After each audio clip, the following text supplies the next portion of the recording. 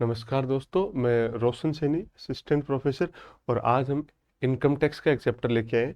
ये BCom level के जो बुक्स है अपनी इनकम टैक्स, उसका फर्स्ट चैप्टर से हम स्टार्ट करेंगे और ये एक पूरी सीरीज लाने का प्रयास करें जिसमें इनकम टैक्स की शुरू से लेकर के एंड तक के सारे चैप्टर हम पढ़ते जाएं। ये आज हम शुरू करें इनकम टैक्स एंड इंट्रोडक्शंस, यानी इनकम टैक्स क्या है, कैसे लगता है, किन किन पे लगता है, क्या उनकी डेफिनेशन है और क्या उसकी शुरुआती प्रोसेस है। उसके बाद हम एक एक करके बढ़ते जाएंगे। तो यहाँ से हम शुरुआत करते हैं। देखो, व्हाट इज टैक्स? टैक्स क्या है, कर क्या होता है? तो यहाँ से हम स्टार्ट करते हैं कि टैक्स है वो किसी भी गवर्नमेंट के द्वारा इम्प्लीमेंट किया गया एक कंपलसरी पेमेंट होता है।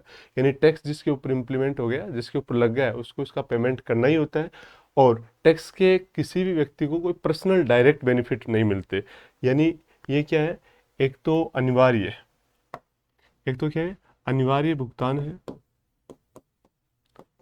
और दूसरा क्या है कि इसके कोई प्रत्यक्ष, जिसके ऊपर भी लगता है उसको इसका प्रत्यक्ष लाभ नहीं मिलता। जैसे मान लो किसी गांव में किसी एक व्यक्ति ने 10 लाख का टैक्स पेमेंट किया और किसी दूसरे व्यक्ति के 1,000 रुपये का टैक्स पेमेंट किया, तो गांव में जो डेवलपमेंट के काम होंगे वो दोनों के समान होंगे, यानी इससे कोई प्रत्यक्ष लाभ आपको नहीं मिलता।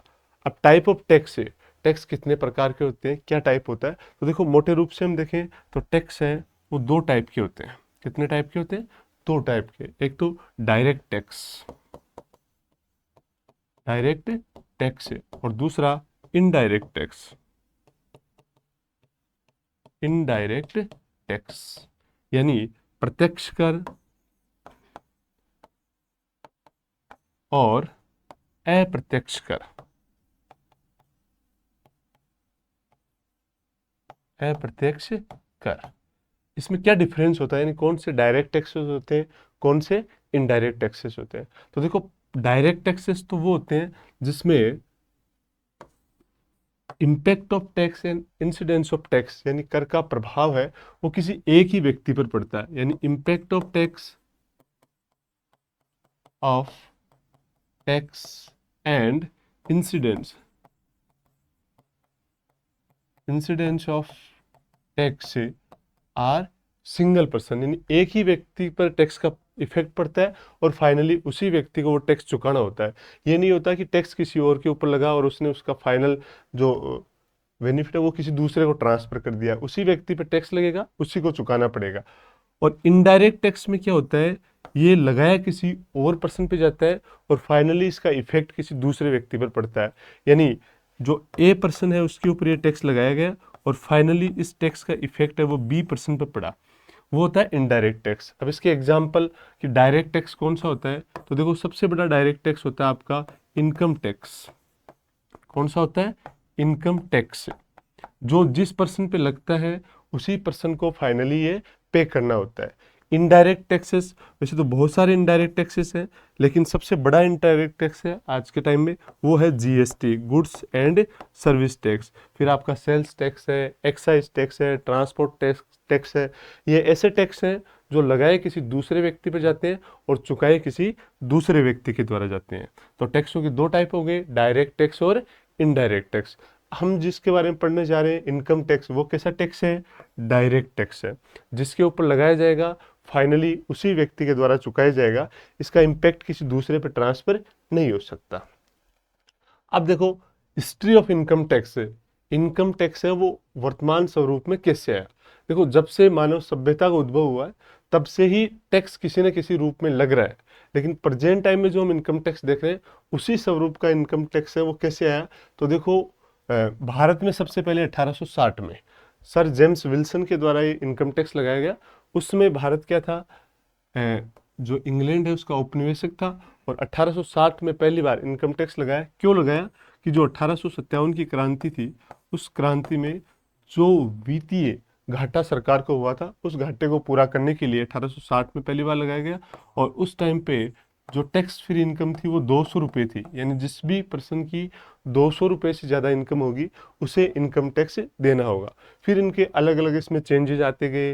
इनकम टैक्स एक्ट 1922 बना 1936 बना, बहुत बार इसमें चेंजेज आते गए और जैसे 1947 में देश आज़ाद हुआ, अपने खुद का संविधान बनाने की कोशिश हुई, संविधान बना, उस टाइम पे सरकार ने एक लॉ कमीशन बनाया और उस लॉ कमीशन का ये काम था कि जो पहले के जितने भी रूल रेगुलेशन है उसको एक बार रिव्यू करना, और रिव्यू करते हुए लॉ कमीशन की रिपोर्ट के आधार पर 1961 में हमने अपना नया इनकम टैक्स एक्ट बनाया, इनकम टैक्स एक्ट 1961, जो 1 अप्रैल 1962 1 अप्रैल 1962 से पूरे देश में इम्प्लीमेंट हुआ। जो इस टाइम हम जिस इनकम टैक्स एक्ट के तहत काम कर रहे हैं, अपना इनकम टैक्स डिपार्टमेंट जिस एक्ट के तहत काम कर रहा है वो है इनकम टैक्स एक्ट 1962। इसमें 298 सेक्शंस और 14 अनुसूचियां शेड्यूल्ड है, यानी इस टैक्स एक्ट में 298 सेक्शंस और 14 शेड्यूल है। इस टैक्स एक्ट में कई बार संशोधन हुआ, इवन ये भारत का पहला ऐसा एक्ट है जिसमें हर साल क्या होते हैं, अमेंडमेंट होते रहते हैं। वो उस पर आगे चर्चा करेंगे कि इसमें कब कब अमेंडमेंट हुए और कैसे कैसे अमेंडमेंट होते हैं। Next, income tax rule 1962। देखो, एक तो है इनकम टैक्स एक्ट 1961 जो 1 अप्रैल 1962 से लागू हुआ था, दूसरा है इनकम टैक्स रूल 1962। ये क्या है, जब एक्ट बन जाता है उसके बाद उस एक्ट को इम्प्लीमेंट करने के लिए जिन रूल्स एंड रेगुलेशन की जरूरत होती है वो इनकम टैक्स रूल 1962 कहलाए, जो क्या करते हैं, जो एक्ट के सप्लीमेंट्री होते हैं, यानी एक्ट के अनुपूरक होते हैं। क्या होते हैं, जो एक्ट है उसके अनुपूरक। अनुपूरक का मतलब ये है कि इस रूल में ऐसे कोई भी प्रोविजन नहीं होंगे जो उस एक्ट को ओवरलैप करते हो, यानी जो एक्ट में प्रोविजन दिए गए उसी प्रोविजन को सिंप्लीफाई करने के लिए, प्रैक्टिकल लगाने के लिए क्या लागू किया गया, इनकम टैक्स रूल 1962। फिर क्या हुआ, एनुअल फाइनेंस बिल। हर वर्ष भारत की संसद में वित्त मंत्री क्या करते हैं, एनुअल फाइनेंस बिल है वो प्रेजेंट करते हैं, यानी वार्षिक वित्त अधिनियम है वो प्रेजेंट करते हैं। और जो इनकम टैक्स एक्ट अपना बना था, क्या बना था, एक्ट जो 1961 है, उसमें जो टैक्स की रेट है, क्या टैक्स की रेट वो नहीं दी गई है। टैक्स रेट को प्रेजेंट करने के लिए एनुअल फाइनेंस बिल हर साल सरकार के द्वारा लाया जाता है, और इस समय हर साल 1 फरवरी को, 1 फरवरी को ही जो फाइनेंस मिनिस्टर है वो अपनी पार्लियामेंट में, संसद में क्या लेके आता है, वित्त अधिनियम। और वित्त अधिनियम के द्वारा जो इनकम टैक्स एक्ट 1962 है उसमें संशोधन किया जाता है। तो आपसे एक छोटा सा क्वेश्चन ये है कि इनकम टैक्स की जो रेट है, जो टैक्स रेट है वो कहाँ लिखी हुई होती है, तो टैक्स रेट लिखी हुई होती है एनुअल फाइनेंस बिल में। ये जो टैक्स रेट है कहाँ लिखी हुई होती है, एनुअल फाइनेंस बिल में। तो इस बिल के माध्यम से क्या होता है, हर साल उस एक्ट में चेंजेस होते रहते हैं, अमेंडमेंट होते रहते हैं। उसके बाद अपना जो इनकम टैक्स का ढांचा है उसमें कहाँ से चेंज होते हैं, तो देखो, इनकम टैक्स को एडमिनिस्ट्रेटिव करने के लिए सबसे बड़ा बोर्ड होता है, वो होता है central board of direct taxes, CBT जिसको बोलते हैं, CBIT, central board of direct taxes. ये क्या करता है, पूरे एक्ट को रेगुलेट करने का काम करता है, प्रैक्टिकल रेगुलेट करता है। तो ये बोर्ड समय समय पर क्या करता है, बोर्ड है वो समय समय पर एक्ट के अकॉर्डिंग, रूल के अकॉर्डिंग किसी भी पॉइंट पे क्या करता है, सर्कुलर इश्यू करता है, सिंप्लीफाई करने के लिए, एक्सप्लेन करने के लिए। तो वो सर्कुलर है वो फिर उस एक्ट के ही पार्ट बन जाते हैं। उसके बाद है गवर्नमेंट नोटिफिकेशन।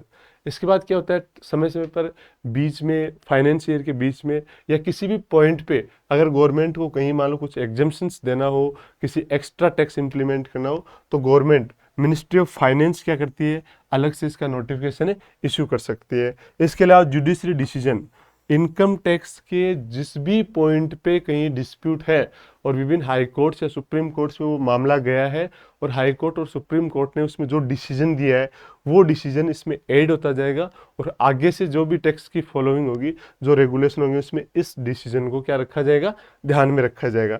तो ये वो पॉइंट थे जिससे अपना इनकम टैक्स रेगुलेट होता है, इनकम टैक्स का पूरा ढांचा रेगुलेट होता है। ये वो पॉइंट थे, कौन कौन से, फर्स्ट था इनकम टैक्स एक्ट 1961, सेकंड था इनकम टैक्स रूल 1962, थर्ड था आपका circular issue by central board of direct taxes, उसके बाद में गवर्नमेंट नोटिफिकेशन और जुडिशियल डिसीजन। ये 5-7 ऐसे सोर्स हैं जहां से इनकम टैक्स को रेगुलेट किया जाता है। उसके बाद में इंपॉर्टेंट डेफिनेशन, देखो इनकम टैक्स जो एक्ट है 1961 उसकी जो सेक्शन है, उस सेक्शन 2 में क्या किया गया है, डेफिनेशन दी गई है। क्या दी गई है, परिभाषा। सेक्शन 2 में परिभाषा ही दी गई है। तो परिभाषाओं में सबसे पहले देखो, जब हम बात ही करें इनकम टैक्स की, किसकी बात करें, इनकम टैक्स की, तो सबसे पहले हमारे पास ये डेफिनेशन होनी चाहिए कि व्हाट इज इनकम, इनकम क्या है। तो इनकम एक इंक्लूसिव डेफिनेशन इस एक्ट में दी गई है, यानी इनकम की कोई एक जगह, कोई भी एक परिभाषा इसमें नहीं दी गई है। कोई भी एक परिभाषा इस एक्ट में इनकम की नहीं दी गई है। इस एक्ट में उन रिसिप्ट्स को दिखाया गया है जिनको हम इनकम के रूप में कैलकुलेट करेंगे, यानी वो प्राप्तियां दी गई है जिनको हम इनकम के रूप में कैलकुलेट कर सकते हैं। तो ये बहुत ही इंक्लूसिव डेफिनेशन है और इसको एक जगह डिफाइन करना पॉसिबल नहीं है।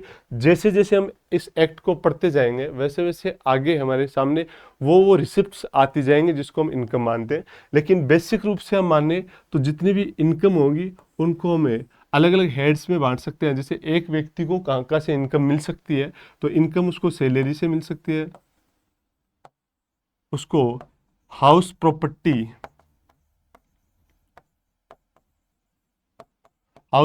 से मिल सकती है, उसको कोई कैपिटल गेन हो सकता है, और उसको इन सारों में जो चीज नहीं आएगी वो किस में आएगी, अदर सोर्स।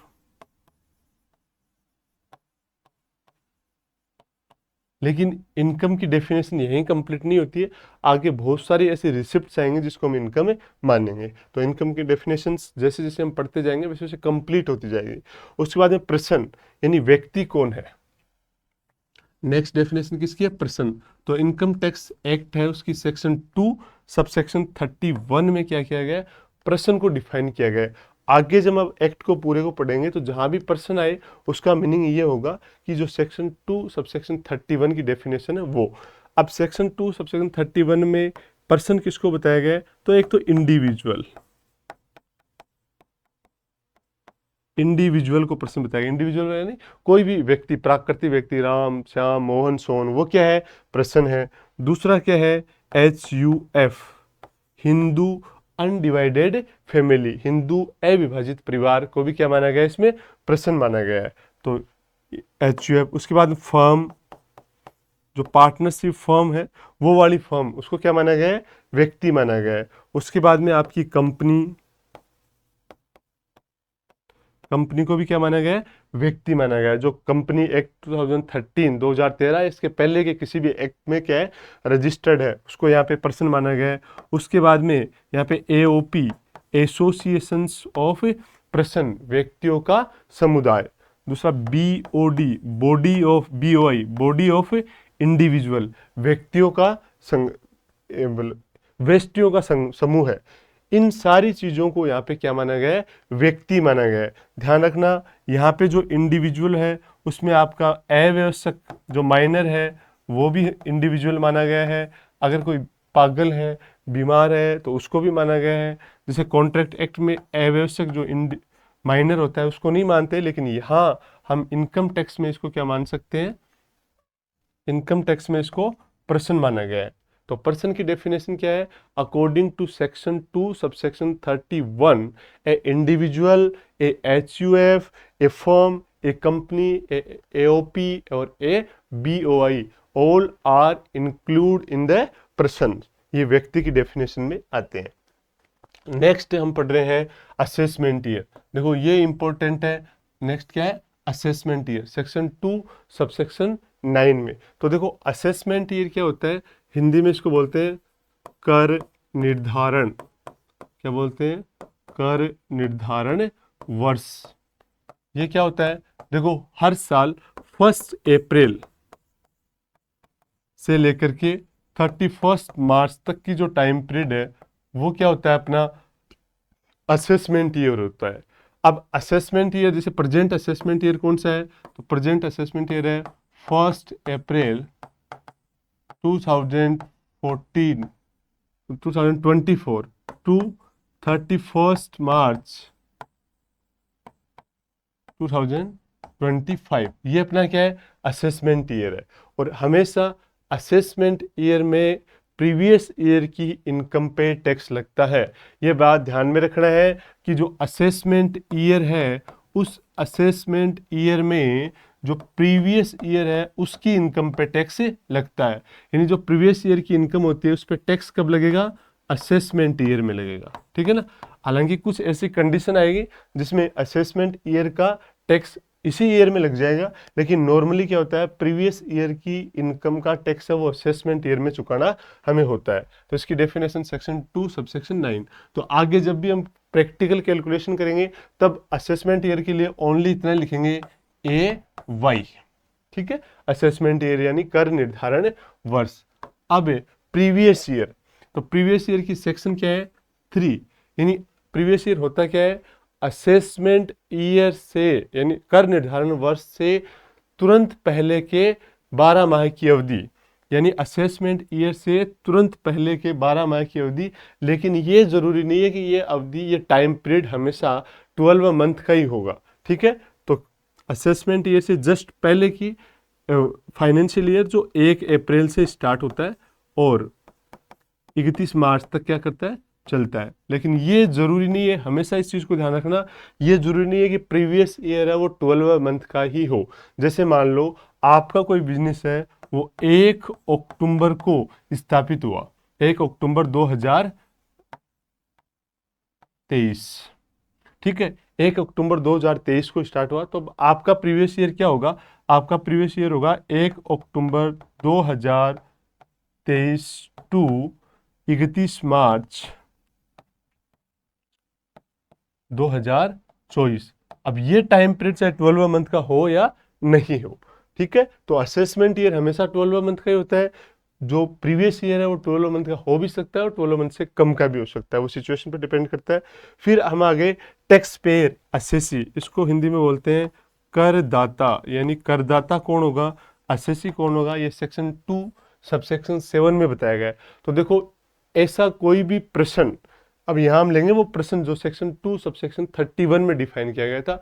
ऐसा कोई भी प्रश्न जिसका इनकम टैक्स एक्ट 1961 में कोई भी टैक्स यानी कोई भी कर,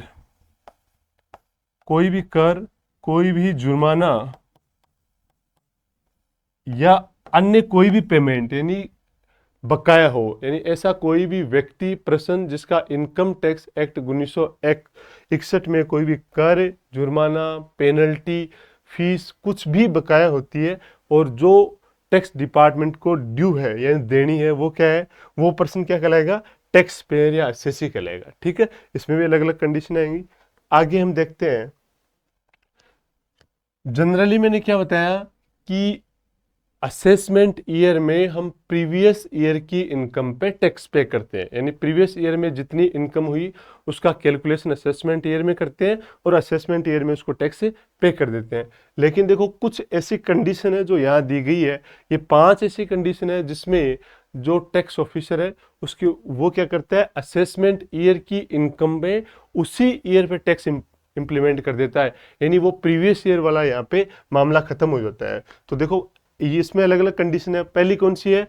अनिवासियों की समुद्री जहाज व्यापार से आए income from shipping trade off non resident, यानी ऐसा कोई भी नॉन रेजिडेंट। अब नॉन रेजिडेंट कौन होगा ये आगे हम पढ़ेंगे चैप्टर, नेक्स्ट चैप्टर सेक्शन 6 में, कि इनकम टैक्स के पॉइंट ऑफ व्यू से रेजिडेंट कौन होता है, नॉन रेजिडेंट कौन होता है, और यहाँ पे NRI नॉन ऑर्डिनरी रेजिडेंट कौन होता है। लेकिन यहाँ पे आप इतना ध्यान रखो कि अनिवासी का मतलब जो भारत में निवासी नहीं है, और अगर वो कोई समुद्री जहाज को लाने ले जाने का, माल ले जाने का काम करता है, तो उस पे उसके द्वारा इंडियन पोर्ट पर, किस पर? इंडियन पोर्ट पर जो भी व्यापार किया गया, जो भी काम किया गया, उस इनकम पे इसी ईयर में टैक्स लगेगा। और ये किस में बताया गया? सेक्शन 172 में। और जितनी इनकम उसके इंडियन पोर्ट पर होगी, व्यवसाय करने से होगी, उसका 60.5%, 7.50% क्या माना जाएगा? इनकम माना जाएगा। कौन सी इनकम माना जाएगा? Taxable income. ये ध्यान रखना है, जितनी इनकम उसने इंडियन पोर्ट पर अर्न की है उस इनकम का 7.50% क्या माना जाएगा? Taxable income. सेकेंड कंडीशन है कि वापस न लौटने के इरादे से भारत छोड़कर जाने वाले व्यक्तियों की आय। Income of people recovering from India with the intention of non returning, यानी ऐसा कोई भी व्यक्ति जो इस उद्देश्य से भारत छोड़ के जा रहा है कि वो वापस भारत में नहीं आएगा, और जो असेसमेंट ऑफिसर है टैक्स इनकम टैक्स का, उसको अगर ये इन्फॉर्मेशन है कि ये व्यक्ति भारत छोड़ने के बाद दोबारा नहीं आएगा, तो उसकी भारत छोड़ने की डेट तक असेसमेंट ईयर की जो भी इनकम है उस पर उसी ईयर में टैक्स लग जाएगा। ये सेक्शन 172 बोलता है।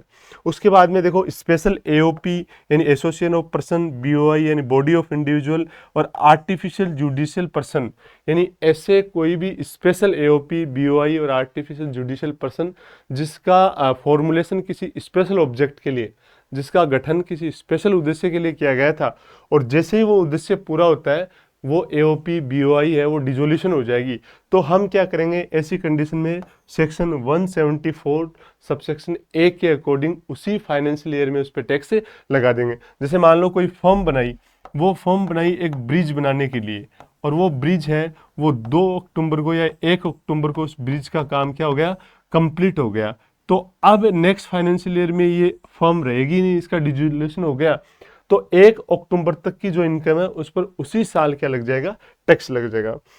नेक्स्ट है कर बचाने के लिए संपत्ति का हस्तांतरण, यानी tax avoidation for transfer of property, यानी हम किसी प्रॉपर्टी को इस ऑब्जेक्ट से ट्रांसफर कर रहे हैं कि ताकि हमारा टैक्स है वो बच सके।